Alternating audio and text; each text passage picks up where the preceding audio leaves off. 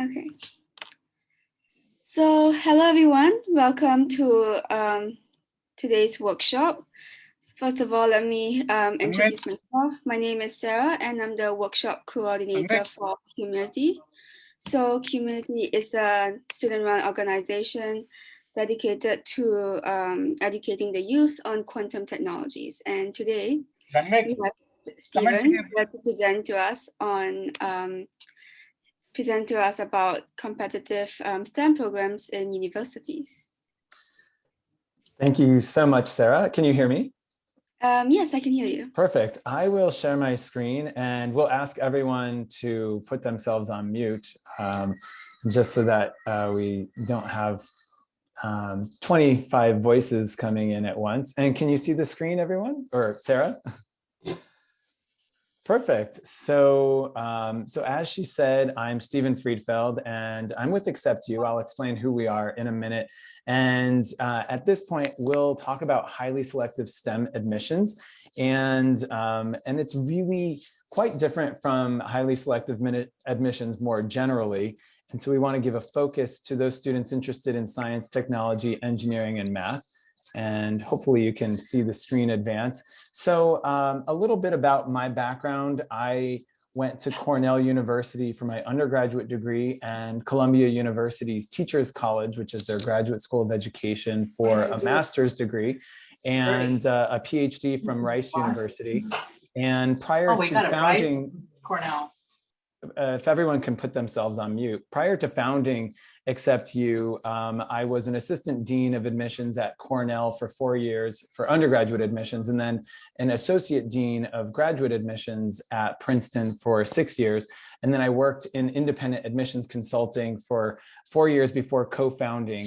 So AcceptU, let me advance the slide. AcceptU, we've been around for 11 years now. We're an admissions consulting firm, and our admissions consulting has actually always been virtual. So we work over video and phone and text and email with our students, and we have a lot of success because we're helping students apply to the right schools for them. We want students to apply to universities that make the most sense for their background, for their profile, for their academic credentials, for their extracurricular activity profile. And so at AcceptU, we work with students as early as 9th or 10th grade, and about probably 20% of our students are in 9th or 10th grade. And then the other students are going, of course, to be in 11th or 12th grade. Earlier is always better when you're thinking about admissions. So even if you're a student in 9th grade or the parent of a student in 9th grade, you don't necessarily need to know everything there is to know about college admissions, but even having this conversation or listening to this webinar, it's at least giving you a framework for what kinds of things to think about for the next few years with regard to extracurricular activities, or with regard to summer planning, or with regard to the kinds of courses you should be taking. So for younger students and those in grades 9 and 10, we call it the planning phase for obvious reasons. For students in grades 11 and 12, we call it the applying phase. Obviously, you don't apply to universities until you're in grade 12, but part of the applying phase really is grades 11 and 12, just starting to think about what universities are on your list, and also thinking about visiting those universities and really getting serious about strategies for admissions. As a company, we have a lot of experience, combined 250 years of experience. We're all former university admissions officers. I mentioned earlier that my own background in admissions was 4 years at Cornell in undergraduate admissions, and then 6 years in graduate admissions at Princeton. So everyone in my company similarly has admissions experience. If you, as a student or as a parent, decided to work with AcceptU, you would be paired with someone who makes sense for you. If you're applying to smaller liberal arts and sciences colleges, we'd want you to work with one of our ex-admissions officers who worked at a small liberal arts college. If you're looking at a large public research university, we have people who've worked at those institutions. And if you're thinking of highly selective universities, which presumably you are if you're on this webinar tonight, then you're probably going to be matched with someone who has worked at a highly selective institution. So we've had a lot of success. More than 90% of our students have been admitted to one of their top 3 choices. And that's because we want, as I said earlier, we want to pair students up or help students apply to the universities that are really best matched for them. So on this next slide, it's really a schematic. So you can see just a sampling of some of our counselors who work with AcceptU. And these are all, as I said, former admissions officers. And we have a total of 40 or so universities and colleges that are represented. And you'll see some of them on this particular slide, some smaller liberal arts colleges, some large public institutions, and some highly selective private schools as well. And just to give you a sense of where our students apply, we don't only work with students applying to the Ivy or Ivy Plus, although that's what I'll talk about tonight. But we have students applying to, we probably had students over the last 10 plus years get admitted to something like 350 or even 400 universities and colleges, not just in the US, but we work with students applying to the UK and Canada and a little bit of Western Europe as well. And this is just a snapshot of where our students from last year, the class of 2021, where are they attending? And as I said, we're a virtual company. So our students represented, it says here, 29 states and 22 countries from around the world. So being virtual allows us to work with students regardless of location. So let's dig into what we'll talk about for the next 30 or so minutes. What is highly selective admissions? What is highly selective STEM admissions?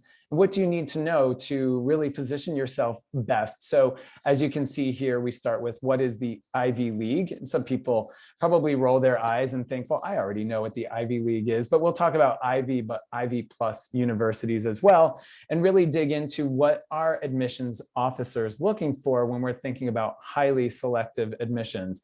How do you stand out from other applicants, and what kinds of considerations matter to admissions officers? And then obviously we'll do some takeaways and advice. And I know Sarah will lead a Q&A session as well. And we'll try and squeeze everything into 1 hour in total. So what is the Ivy League? It is more than anything an athletic league. People probably don't necessarily realize that, because Ivy League really does connote excellence in academics and research and a fantastic alumni reputation. And they're very highly selective universities. And with the exception of Cornell, I believe they were all the oldest universities in the US. From Harvard in I want to say 36 or so. I probably got that wrong, up to probably Penn and Brown in the mid-1700s and Columbia in the mid-1700s. So these are, with the exception of Cornell, the oldest universities, and even Cornell is pretty old at 1865 when it was founded. As I said, it is an athletic league, and it's really, truly nothing more than that. So if someone says to me and my colleagues, I want to go to an Ivy League school, we actually tend to correct them, or we hope to correct them and say, well, I think you should just be instead positioning yourself to go to maybe a highly selective institution. Maybe you want a university that's not one of these 8 schools. Maybe the university is, let's say, Duke University or Stanford University or Washington University in St. Louis. Those are, in my opinion, the same quality-wise as these institutions. It's just that when they play sports, they play other universities. So just keep that in mind. And so on this next slide, this is what we call either Ivy Peers or Ivy Plus. In my opinion, there's probably a good 50 or so universities and smaller colleges that really are on the same level. And there's really not that much difference with regard to their academic reputation or the kind of quality of education that you'd receive. There are, of course, differences. Some of them are large and some are small and medium sized. Some are in urban environments and some are in rural college towns. Some are in cold climates and some are in hot climates, and we can go on and on. Some of them are politically liberal and some of them are politically conservative and so forth. But the point is, you shouldn't just limit yourself by saying, I want to go to an Ivy League school. As I said, we hear it all the time, but I think it's good to say, okay, I've done really well academically, and I think I should be applying to some highly selective institutions. So on the left-hand side of this screen, you'll see liberal arts and sciences colleges. And we've just named a few top colleges: Amherst College in Massachusetts, Davidson in North Carolina, Haverford in Pennsylvania, Pomona in California, Swarthmore in Pennsylvania, Wellesley and Williams, both in Massachusetts. These are among the best and most selective institutions in the country. We've seen students get into Ivies and not get into these universities. So they're or into these colleges, I should say. So the main thing about liberal arts and sciences colleges, and it's good that I'm talking about STEM in particular, is a lot of people will say, oh, I want to study STEM, so I'm not going to apply to a small liberal arts college. Actually, that's why I like to call them liberal arts and sciences colleges. They have all of the science fields. They just don't necessarily have engineering. Some of them do have engineering. I'll talk about that in a few minutes. And some of them have connections with engineering universities, and I'll talk about that shortly as well. So I just don't want you as a student or the parent of a student to limit yourself to certain types of institutions based on what you think you want to study in college. In the middle column, we have private universities. These are highly selective institutions that, again, are Ivy peers. And we've just randomly chosen Duke, Rice, Emory, Stanford, MIT, and WashU. And there's probably another 10 or so that we could have chosen as well. So these are also those types of private, smaller, medium-sized universities that compete with the Ivy institutions. And then on the right-hand side, with the exception of William and Mary, these are much larger institutions, but one would say that they're often called the public Ivies. So Berkeley and UCLA and several other stars of the University of California system, but Michigan in Ann Arbor and Chapel Hill and UVA. And as I said, College of William and Mary, a lot of people don't necessarily know that that's a public institution as well, but it's a lot smaller than the other public institutions listed here. And there are more. University of Wisconsin in Madison is considered a public Ivy, or University of Texas at Austin. So this is not a comprehensive list, but just to give you a sense that, yeah, there's a lot of amazing institutions out there. In fact, in the US, there's 2,000 four-year institutions. And so if you're looking at, let's say, any of the top 50 or top 100, you're really looking at a very selective and very prestigious institution already. So what are highly selective universities looking for? What matters most to them? So without a doubt, always the grades and your rigor of curriculum will be the most important criterion. So, and then I combine that into one category: grades and rigor of curriculum. So what that means is, what kinds of courses have you taken? Have you challenged yourself? Have you challenged yourself compared to the other college-bound members of your particular graduating class? If you have an AP high school and other high schools are on the IB system, and let's say you're at an AP high school, advanced placement high school, maybe the APs, maybe they offer something like 12 advanced placement courses at your high school. You're not expected to take all 12, but we want you to take a more rigorous or challenging curriculum as you advance from 9 to 10 to 11 to 12. And if your high school restricts the number of AP courses that you can take, maybe you're only allowed to take 2 AP classes in 11th grade and 3 AP classes in 12th grade. Other high schools don't have that restriction. I've seen some students where they don't take any APs till 11th or 12th. I've seen some students that take APs, usually 1, maybe 2, as early as 9th grade. It really depends on the high school, and all of the universities know that high schools have different rules. So, and that's why applications are typically read regionally. And so admissions officers are in charge of a given region, so they know what a particular high school allows. And some high schools, like I said, have 12 APs, some have 0 or 2 AP classes, some have 25. And so you're not expected to take all of the AP courses that your high school offers. You're just expected to take, for you, a challenging curriculum. For you, that might mean 2 APs in junior year and 2 APs in senior year. For you, it might mean taking 4 AP classes in junior year and 6 AP classes in senior year, and so forth. So colleges really just want you, the student, to challenge yourself as best you can. As far as the grades are concerned, I like to see A minuses and A's and A pluses for the most part. If you get some B pluses, that's totally fine as well. We want to really minimize B's, B minuses, and C pluses. And if you get some, it's not all over. We just want to minimize those. And if those are in your 9th and 10th grade classes, even better than if your B's or B minuses are in your 11th or 12th grade classes. And let's say you want to study STEM, presumably you do. We'd like to have your lower grades, if you have any lower grades at all, we'd like them to maybe be in non-STEM courses. So for example, if you get a B minus in Spanish in 10th grade, but you want to major in mechanical engineering, even at a highly selective institution, it's probably not going to make that much difference. I'd prefer that you got a B or B plus or higher in your Spanish or French class, but it's not really what the universities are going to pay a lot of attention to. Well, what else matters to institutions? Essays and standardized tests are probably tied for number 2. And they don't have an exact rubric where they're trying to figure out what your essays count for 25% of your admissions score and your standardized exams count for 12%. They don't do that. It's a very holistic reading, as you can see on this particular screen, but the essays are really critical. I might even elevate them above standardized tests. Certainly in the past year, over the last year, I would say 75, 85% of institutions went test optional because of COVID, because most students couldn't get to a testing site.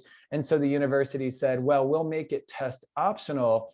And some of those institutions are even remaining test optional for this coming admissions cycle. Some of them might be test optional forever. Some of them might go back to requiring standardized exams. But my point is, certainly the essays count much more than the standardized exams, because a lot of universities no longer are requiring standardized exams, or they're putting that requirement on hold.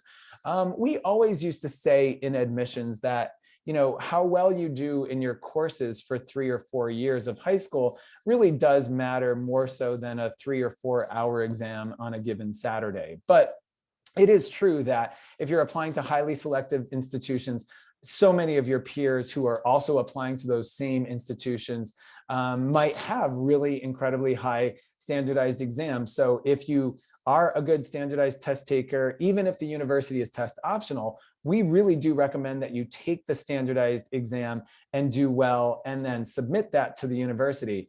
And if you take the standardized exam and you don't do that well, we would actually advise that you don't submit it to a test optional institution, because test optional truly does mean test optional. If the university says it's not required, we saw probably 25% of our students this past year get into IB plus institutions without standardized exams submitted. So I know from experience that it absolutely is what the universities mean what they say. The essays, though, are really critical. Who are you? What do you want to study and why? Why are you applying to this institution? Why is it a good match or good fit for you? So those sorts of things really are important to the universities. And the essays, how you think, how you analyze, how you critique, what you have to say about who you are, or what you want to do with your life, or why that university is a good fit, how you articulate yourself, how you put a voice to this application, how you give some color to the application is really incredibly important to the admissions process. And as a company, that's where we spend most of our time. You probably won't be surprised to hear that, with iteratively editing and helping students figure out, what do they say? What should they say? How do they present themselves to the institution? Well, we want students to come across as unique and interesting and likable, and you can become those things through your extracurricular profile and through your essays and through your letters of recommendation. So if you've done something really different or interesting or stand out in your application, that will be memorable. The university admissions officers are reading so many applications that they can't remember one to the next unless you do something that really does stand out, something that's really interesting. So that's where the extracurricular profile comes in. It's so important. We actually, recommend or advise students to think about getting involved in about 4 to 7 extracurricular activities over their 4 years of high school. So 4 to 7, it's just a guide, it's just a recommendation, it's just a target. If you have 3, that's fine. If you have 8, that's fine. College admissions officers do not count the number of extracurriculars that you present to them, but the admissions applications only allow you, some applications allow you only 6 activities on the app, and some of them allow you up to 10. It depends on the university you apply to. So our recommendation of 4 to 7 is really appropriate because the universities themselves really limit or restrict the number of extracurricular activities that you can present. The reason we like 4 to 7 is that we get a good sense of who you are as a person if you've only participated in about 4 or 5 or 6 activities over your 4 years. And if you have 22 activities, which I have seen, then I don't have any clue about who you are. It just looks like you were joining activities for the sake of joining activities. And if you have 0 activities, it's the same thing. I don't have a sense of who you are and how you spend your time. So 4 to 7 is our recommendation. Each activity should be a 2 or 3 or 4 year activity to show longevity and determination and dedication and continuity. Of course, you're going to have some one-time activities. If you really did an interesting project or had a job or an internship or something neat during one of your summers, then yes, that's just a one-time summer activity. But if you're in a club at school or in your community and you participate in just 9th grade, that doesn't say that much about you. But if you participate in that activity for 9th and 10th and 11th or 9th through 12th, that tells me a lot more about who you are. So the earlier you can get involved in some activities, meaning let's say 9th or 10th grade, or even 11th grade is fine, the earlier you get involved, the more likely it is by the time you're in 11th or 12th grade, you might become a leader. You can't just join an activity in 9th grade and then, or rather join an activity in 12th grade and expect to become the president or vice president. But if you join in 9th or 10th grade and stick with that activity for 2 or 3 years, then by the time you are a senior, you might become a president, vice president, treasurer, secretary, editor, captain, mentor, tutor, any kind of leadership role. It's really appealing to admissions officers. And I should also say, because this is a talk on highly selective STEM admissions, even though I'm recommending 4 to 7 extracurricular activities, if I'm being honest, it really probably should be 6 or 7 or 8 extracurricular activities for a highly selective institution. So just keep that in mind. As far as your letters of recommendation are concerned, one of them will be from your school counselor. So you want to get to know him or her pretty well as early as you can. And then most universities will recommend, or rather require, 2 additional recommendation letters. Sometimes they'll require maybe just 1 additional. So if you're a STEM applicant, it probably should be from one of your STEM teachers, especially in an AP or IB or honors course.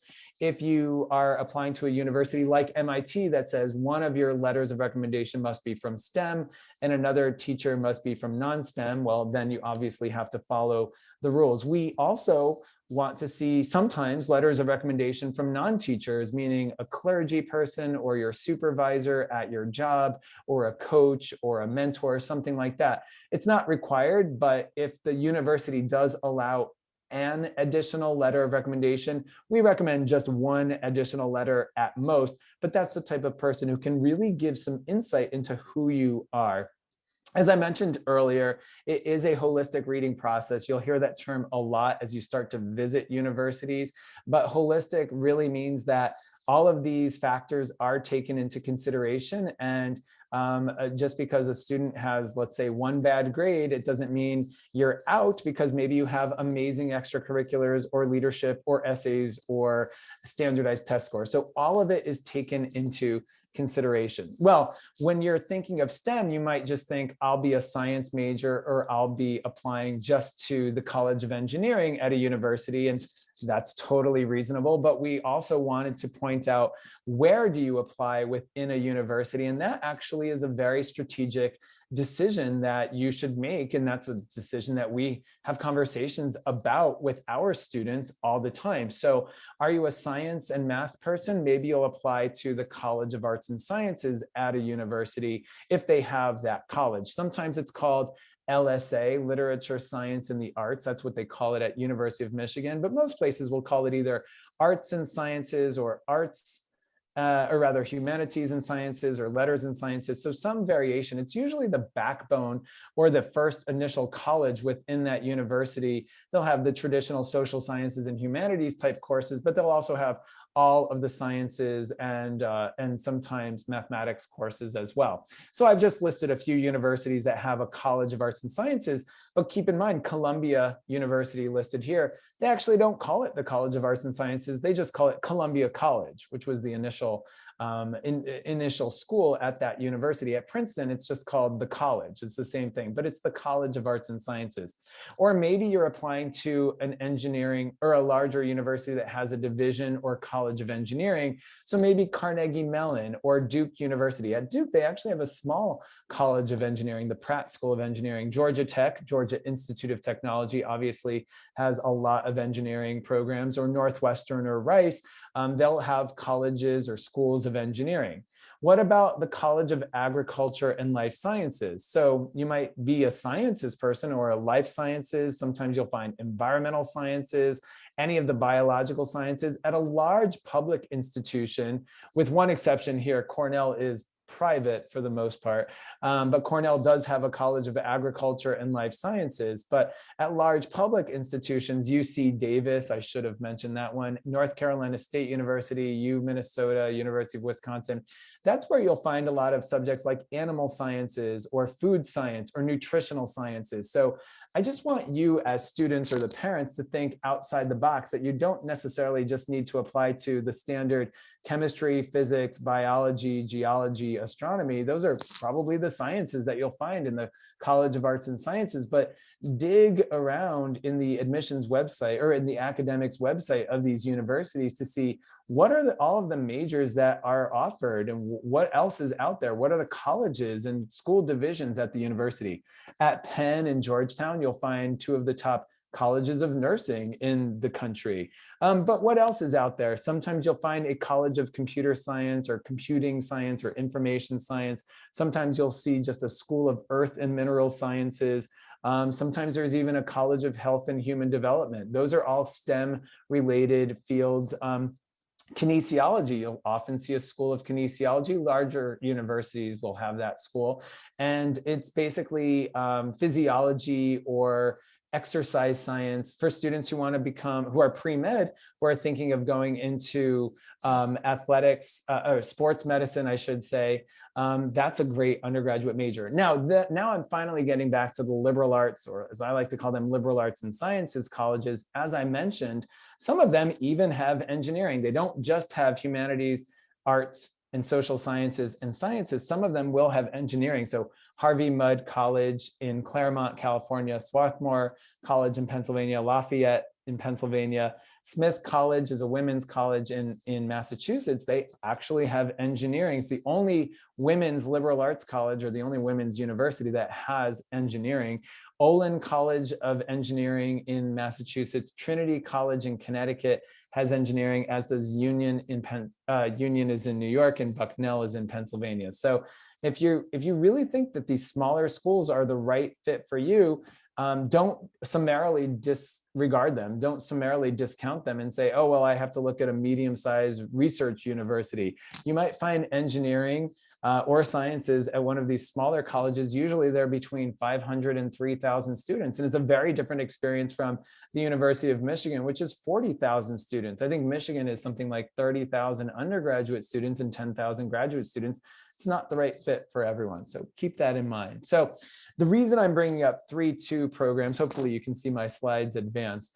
3-2 programs, basically, like the name implies, these are 3 years at a liberal arts college, like the ones I just mentioned, and then 2 years at a research university that offers engineering. So if you go to a smaller college and then you realize, oh, I probably should have been an engineering major, there's about 100 different small liberal arts colleges that have affiliations with these research universities. So there's Caltech Dartmouth, Rensselaer, Washington University in St. Louis, and Columbia. I know a student who went to Bryn Mawr College, which is a women's college in Pennsylvania. She studied computer science for 3 years at Bryn Mawr and then 2 years at Caltech. She got 2 degrees from 2 top institutions in 5 years. So students will go for 3 years in any major at the liberal arts college, then they get a Bachelor of Arts, and then they do 2 years at the second university, one of these 5 that I've listed, and get a Bachelor of Science in Engineering. So it's always a really good solution, something to think about for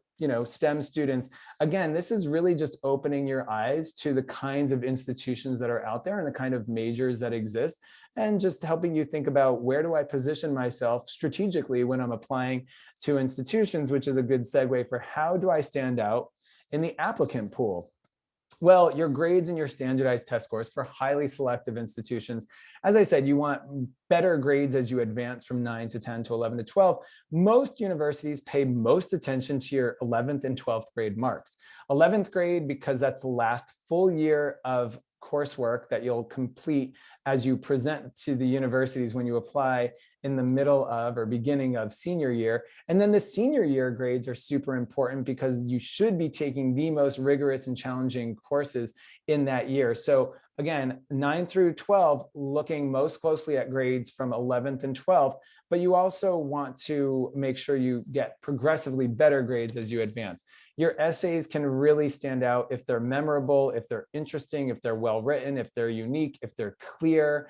That's something that, as I said and emphasized previously, we spend a lot of time with our students helping them craft their essays and even just think about what kinds of topics to answer. There's an infinite number of topics, but unique and academic interests are undersubscribed majors. So the 3 most applied to or subscribed majors probably at every institution or most institutions are computer science, biology, and business. Those are almost always the 3 most common or popular majors. There's nothing wrong with those majors. That's why they're the most common. But I do want you as students to realize there are probably 115 other majors out there at a large university like Texas or Michigan. They literally have 110 or more majors, things you've never even heard of. And you can say, I did not know that one can major in that. Or at a smaller liberal arts and sciences college, they'll probably have about 35 to 45 majors. So I don't want you to think that small colleges with only 1,000 or 2,000 students only have 10 majors. That's not true. So if you're applying to biology, there's nothing wrong with that, but it's a very commonly applied to major. So you really will need to stand out compared to the other biology applicants, because you'll be compared one versus the other. Same thing with computer science or business, which is probably not appropriate to talk about to this particular audience. So you just want to keep in mind, and I mentioned all those other schools or divisions within the universities. Maybe you are better off applying to the College of Agriculture and Life Sciences, or the division of kinesiology if you want a particular major that's appropriate. You don't want to just randomly throw a dart at a dartboard and see what kind of major you land on. You do need to have a demonstrated interest in those academics. If you said, oh, well, no one applies as let me just use an example, a classics major. So I'll just apply to Harvard as a classics major because it's not a common major. And then I'll get in, and then I'll switch over and become a chemistry major or something like that. It doesn't work that way. You have to have done the work for the last 2 or 3 or maybe all 4 years of high school to be an appropriate classics applicant. You have to have taken 4 or 5 years of Latin, AP Latin, or Greek, or classical civilization, or maybe one summer you've gone on a classical architectural dig or something, or archaeological dig. So the point is, you can't just check a box on your application and assume that because it's an undersubscribed major, the university is going to be duped into taking you. It's true, they want a diversity of majors. They do want students representing all sorts of areas of study, but you really have to have a demonstration in that field. Let's take astronomy as an example. If you've taken AP Physics and AP Calculus, you're on your way to being a great astronomy applicant.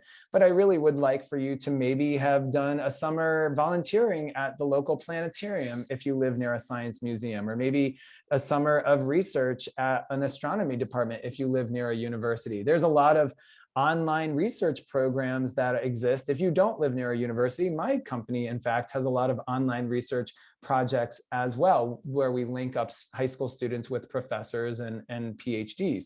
So the reality is, and I'm only saying this for those who apply to highly selective universities.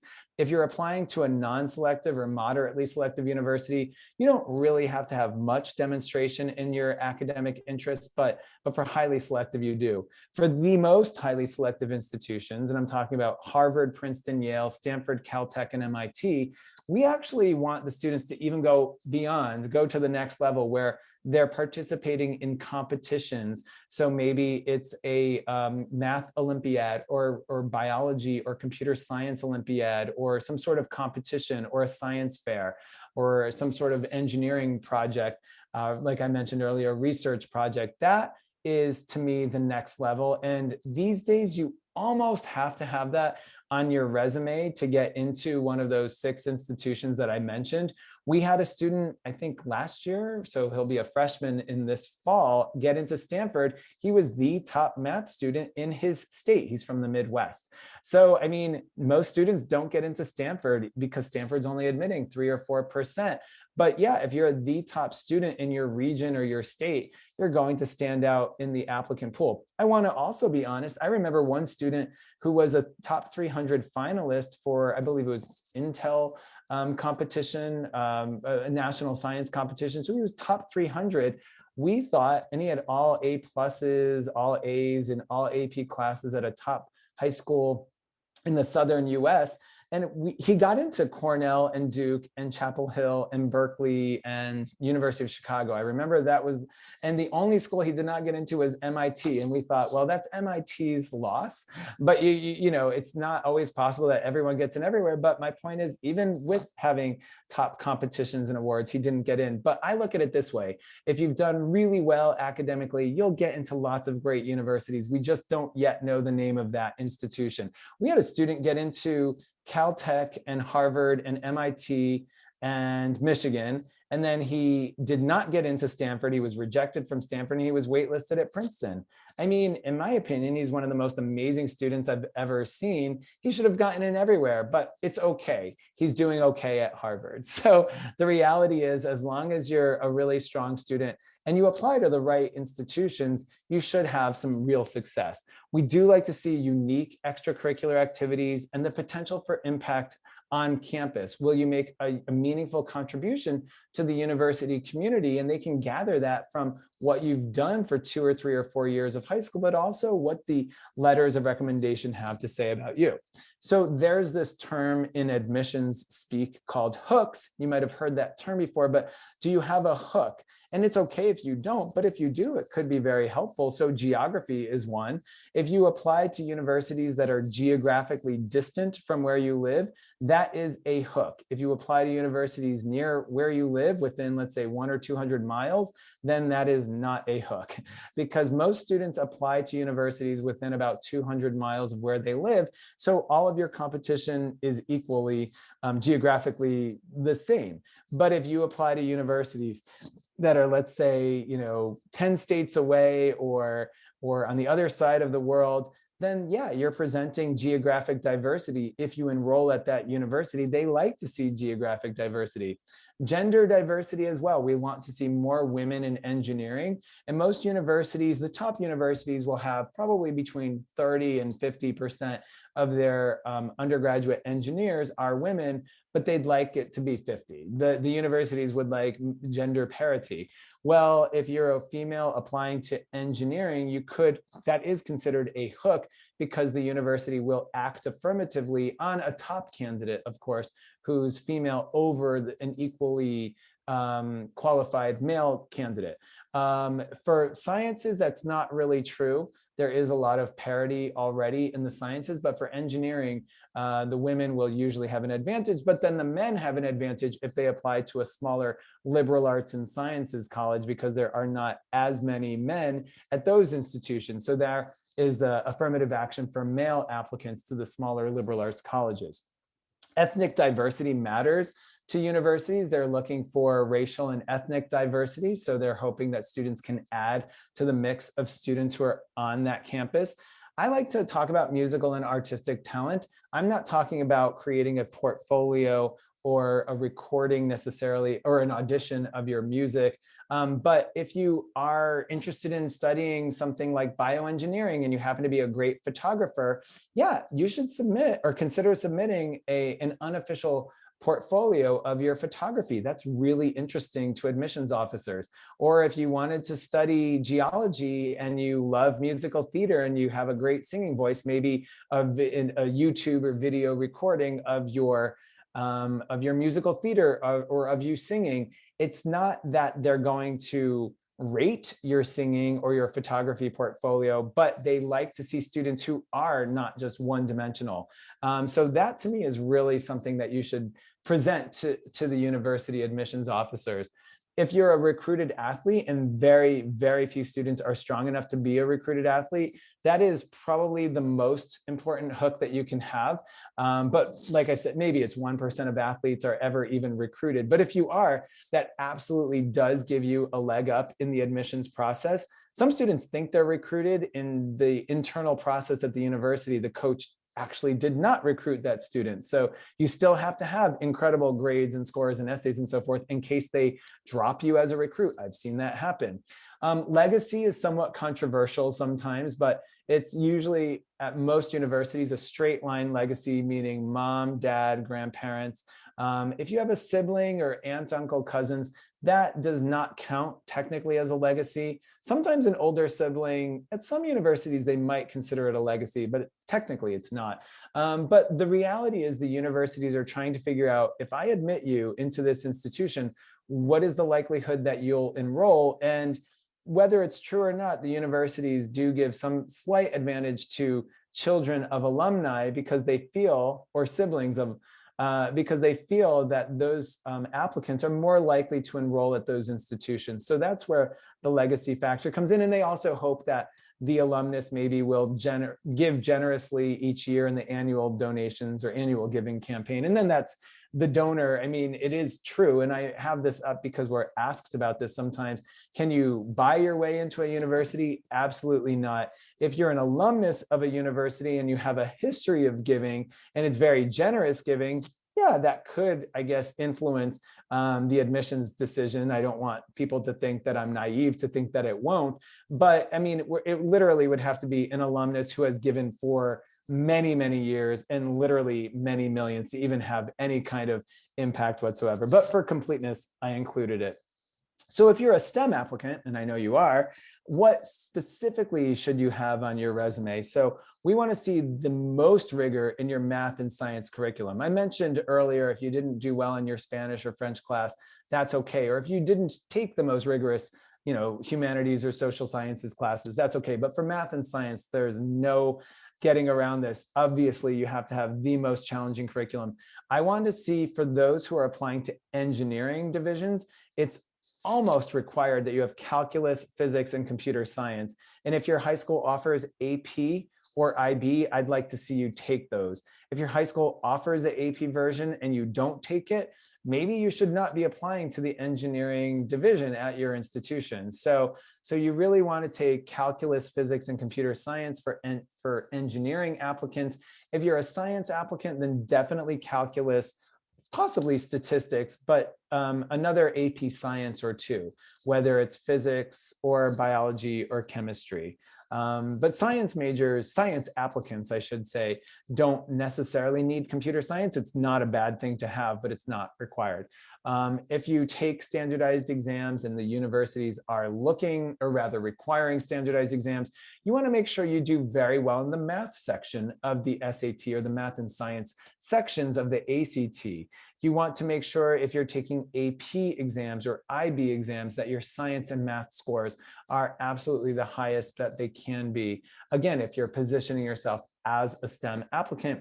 And I mentioned earlier, letters of recommendation from science and math teachers are preferred unless the university specifically requires otherwise. And what about your summer activities or school year activities? So we've listed 10 or so activities here. If you're a younger student, meaning 9th grade or 10th grade, think about one of these 5 or 7 or 10-day exploratory camps, immersion camps. where you're just getting a sense of science or engineering, and it's usually held at a university. This year, most of them might be held online. Last year, they were certainly held online, but starting next summer, it's really great to be on a campus for just a week or week and a half, where for younger students, where you're really saying, okay, what is engineering? I don't know what it is. And on day one, you learn about mechanical engineering. On day two, you learn about maybe civil engineering. On day three, you learn about electrical engineering and so forth. So that by the time the next summer comes around, maybe if you're finishing up, let's say 11th grade, maybe the summer after 11th, you might participate in some sort of a class at a university that's science or engineering focused, or a community college class, or an online class. I think that all of these are fantastic options. And you might say, why? Well, remember I talked about demonstrated interest in academics. It definitely helps you stand out, but it also solidifies for you, yeah, this is what I think I want to major in when I get to college. And the final reason is when you're filling in your application essays at the most highly selective institutions, they almost always ask, what do you want to study and why? And if you've done a summer class or a summer research project on a particular field, or a summer immersion, you can say why you want mechanical engineering and why that's a good fit for you. And it's really something that most students cannot articulate very well in their essays of why they want to study a particular field. As I mentioned earlier, if you live near a university, maybe they have professors who will help you, lead you or guide you in a summer research project, or an online research project is becoming much more common.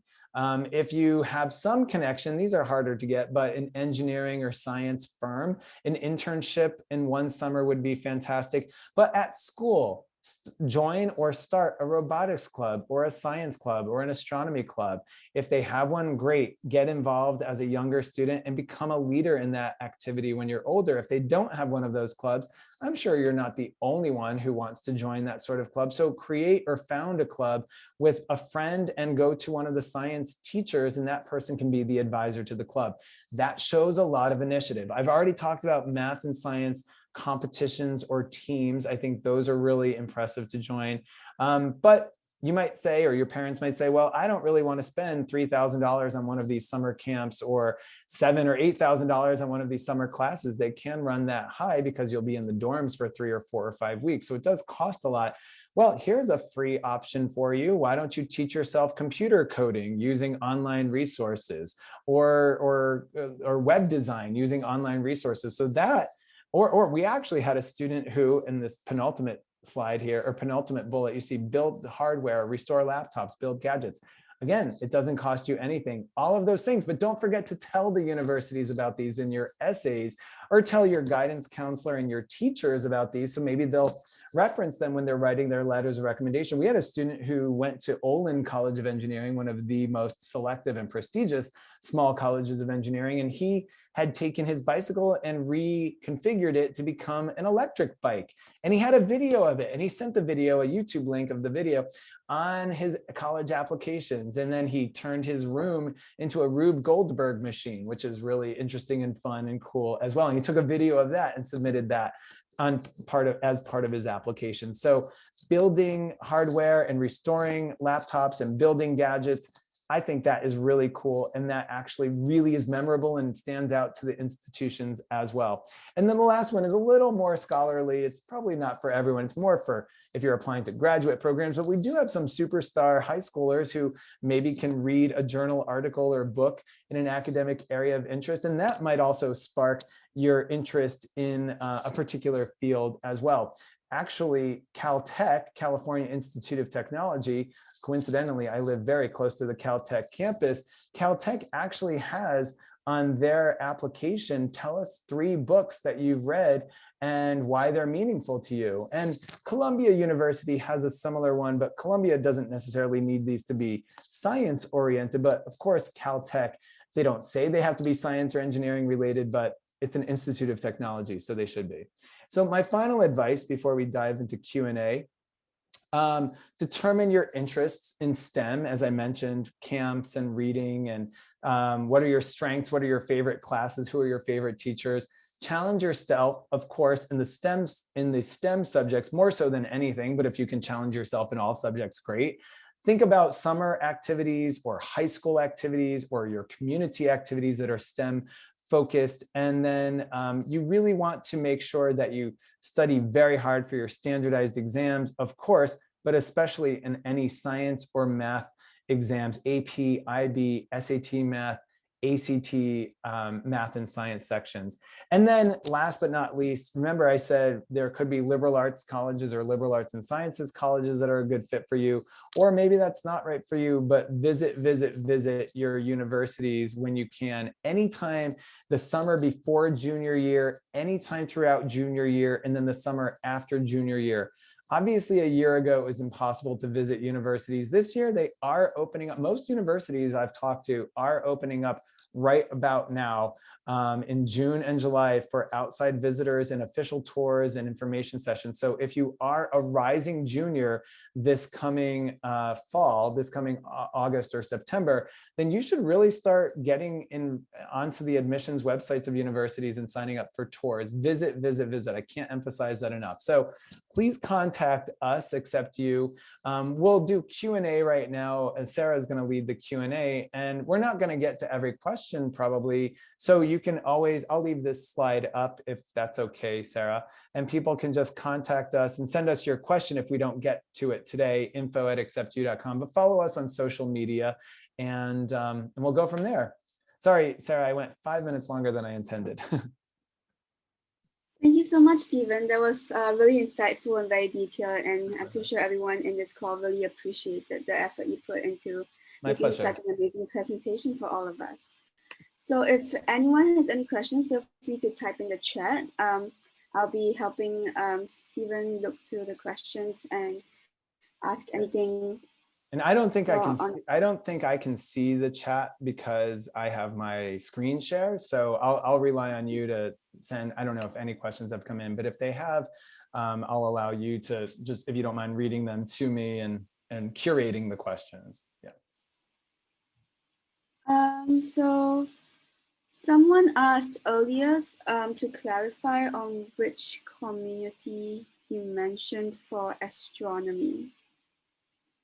Oh, I'm not sure if I understand the question exactly, but basically what I was saying, I was just using that as an example. So if you wanted to major in astronomy, you want to take the right courses in high school, but I would love for someone to, like I said, volunteer at a planetarium at your local science museum if you live near a science museum. Or I mentioned going to, within your community, if you live near a university that has an astronomy or physics department, that's what I was saying is physically go to the university and talk to the professors that are there and ask if they have a research project for high school students. Because if you just send the professors an email, it's a lot easier for them to delete your email. But if you're physically in their office or in their space, they can't delete you. They might have something for you, or they might not, but they might say, well, I don't really have any projects for high school students this summer, but my 2 colleagues down the hall, and they'll walk you to their colleagues down the hall and maybe introduce you. Obviously, it's a different time because of COVID. So students might not be able to do that trick. They might not be able to go to their local university and ask that question. And so they might rely on email. But I also mentioned that my company, you can email us here. We do have probably about 10 or 12 or so researchers who work with our company, who work with who lead virtual research projects with high schoolers. So ask us if you really want to do a research project and you don't have one already, then maybe there is one to be found. Yeah, that's a really good answer. So there's another one that is kind of similar to research. Okay. Are there any good virtual research opportunities for high schoolers? Yeah, I mean, this is a terrible answer, but if you Google it, you might find a few virtual research opportunities. As I said, we have some in not every field, but we have probably a good 30 or 40 different fields, like subfields of science and engineering.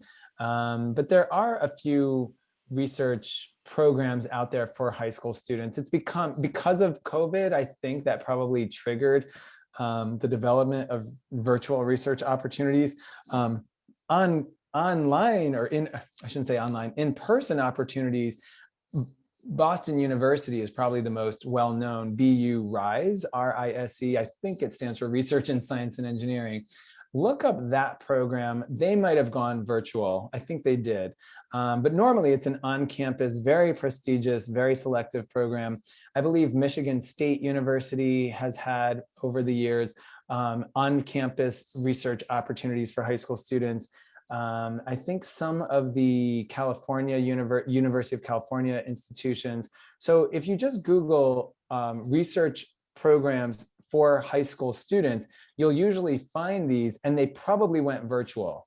The reality, though, is it's too late almost at most universities to apply for a summer research project because we're already at summer. But this coming January, February, and March, then you should really keep your eye out. If you're a younger student or parent of a younger student, most applications go live in January through, let's say, March, April, May for summer programs.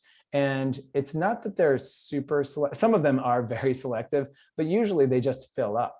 So it might not be a selective program, but if you apply in March or April, you might not get in because they've filled up. So that's why it's good that we're talking now. And just, if you have a 9th or 10th or younger, even 8th grade student at home, maybe think about January, February of next year, really getting online to figure out what are some summer opportunities for high schoolers.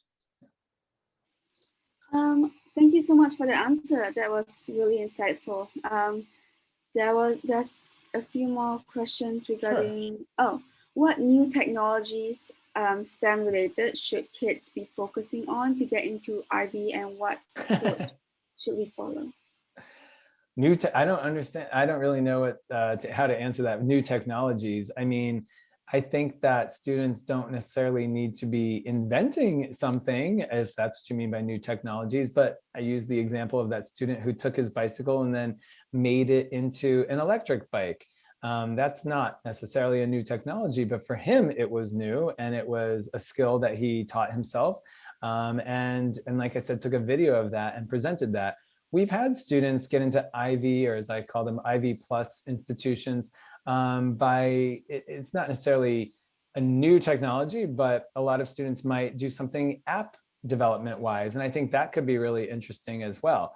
If a student wanted to study nutritional sciences, well, then an app related to nutrition or diet or health and exercise, or a blog related to that. So those aren't new technologies, apps and blogs, but it's really just using existing technology to basically demonstrate to the universities what kinds of, what you're interested in.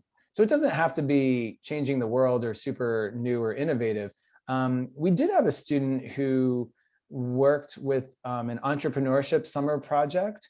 And I can't remember the name of that project, but he actually created sensors in a helmet, a football helmet. I thought this was really cool. And the sensors were related to concussions. I'm not describing it very well, but hopefully you get the idea. That to me was really cool, is taking sensor technology and adding them to helmets, because he was a football player.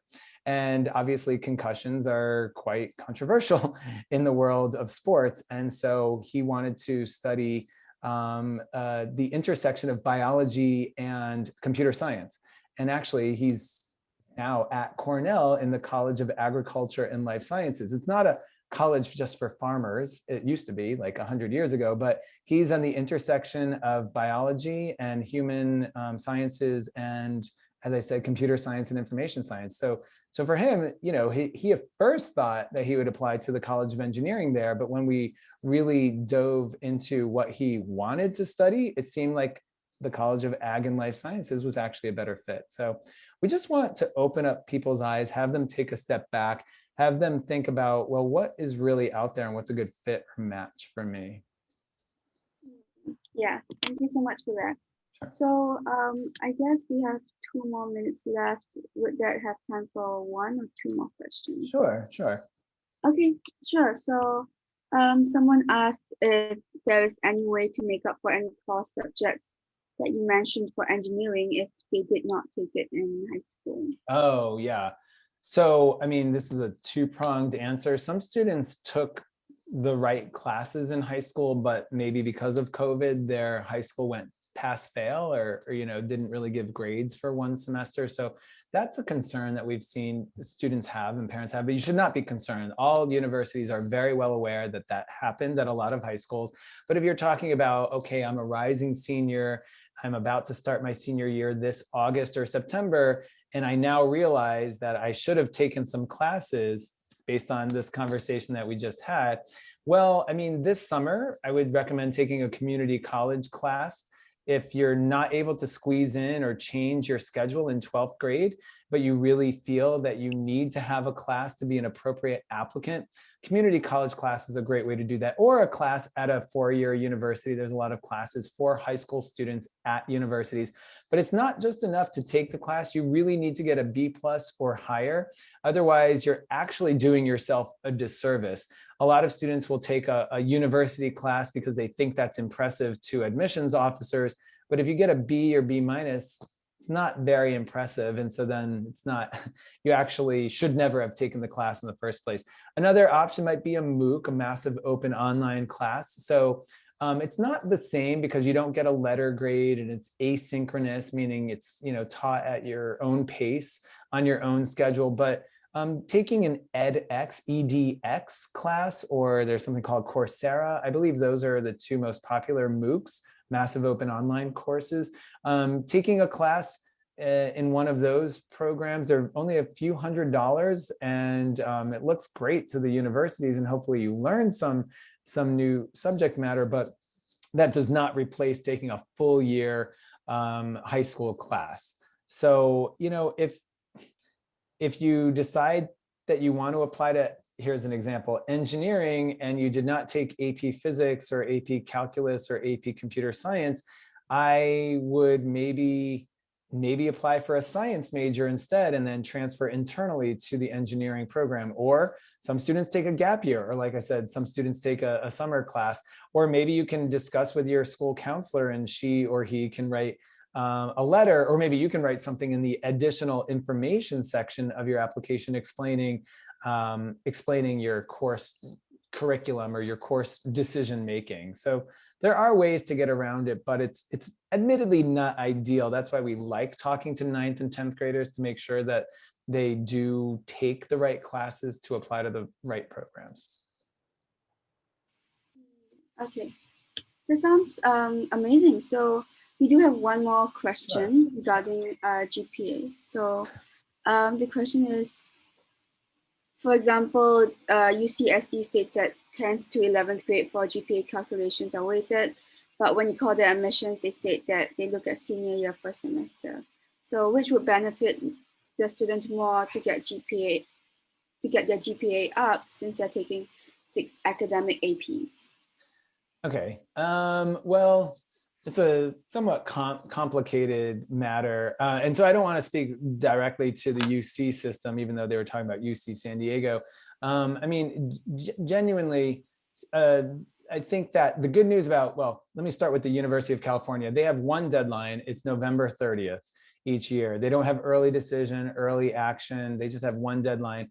And because of the volume of applicants to the University of California, they actually, even if you apply by November 1st or November 29th or whatever date you apply, they're not even going to read your application until January. I mean, the likelihood is they won't get to your application until January or even February. And so if you want your GPA to really improve, and you're taking lots of advanced placement courses or honors courses in your senior year, and you think that you can get A's and A- in those, and that'll really help your overall GPA or your quote unquote GPA situation, the university admissions officers tend to wait until senior grades and senior courses come in, meaning the first quarter or first 2 quarters of your senior year. So I don't even think that a university will make an admissions decision on someone taking such a heavy course load and an impressive course load in senior year. I don't think they're going to make an admissions decision until they see what your first and second quarter grades look like. So it is absolutely critical, and it's your time to shine. If you can do very well in your 12th grade courses, then that could compensate for some lower grades from earlier years. When I was in admissions, we never, I shouldn't say never, but rarely made any decisions, probably never, until we saw any senior grades. I can't even recall ever making an admissions decision without seeing the first trimester, first quarter, first anything, even for early decision applicants. Now, if you're applying to a university that has early decision and early action, we usually say to students, yeah, you'll get some advantage if you apply early decision to a university. However, if you really didn't shine in your high school grades until senior year, you actually probably don't want to apply early action or early decision. For you, waiting to apply is probably better if you want your senior grades to come in and you predict that your senior grades will be stellar. So there's a lot of thought, a lot of strategy, a lot of, ideas that go into applying to a university. It's not black and white. All students are different. All students present a different situation and story. And that's why the essays really are so critical, because that's your time to tell the story, and the letters of recommendation tell part of your story as well. So Sarah, hopefully that answers, and I'm sure possibly more questions have come in, but like I said, we can answer them offline. If they send us an email, we'll take care of it. Yeah, for sure. Thank you so much, Stephen, My for the pleasure. amazing presentation and the My detailed pleasure. answers to our questions.